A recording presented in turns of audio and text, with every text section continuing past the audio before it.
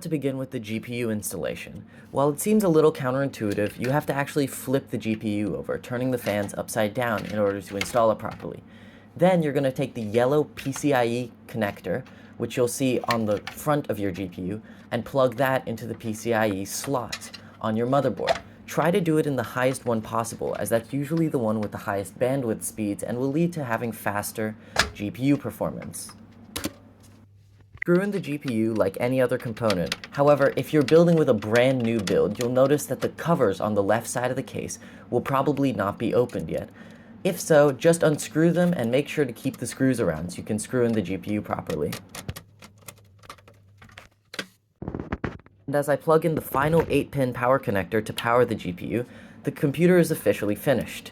Now it's just time for finishing touches to close up the computer before we're ready to boot. Here, I'm just going to be sealing up the top panel, where the AIO is, the back panel, which is housing basically all of the components, and the front glass panel. Not all cases have a front glass panel, but with the current meta of building in 2025, you'll find almost every case has a glass panel.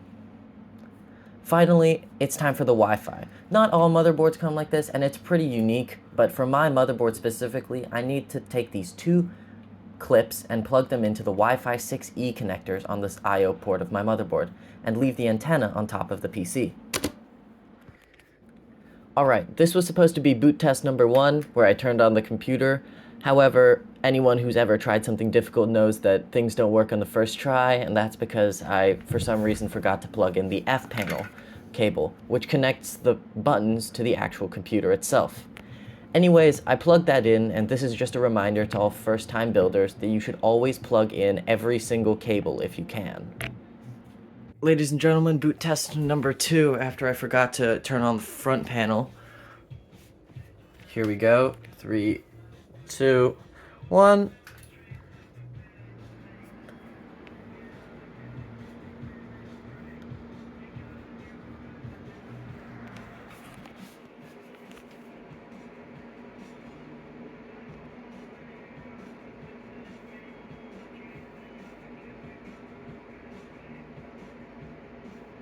Okay. Well, it does not like the fact that I don't have a keyboard. Boot test number 3. I've got the PC plugged in the corner. All of the cables are connected. Both monitors and all of the peripherals, mouse, keyboard, and headphones are up.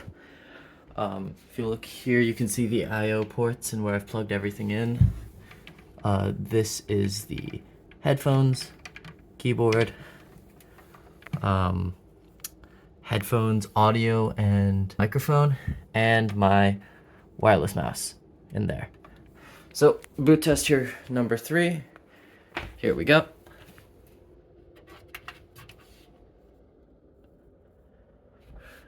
Sorry, I turned off the power supply. Here we go. Gave me a little scare, but the computer is booting now into Windows.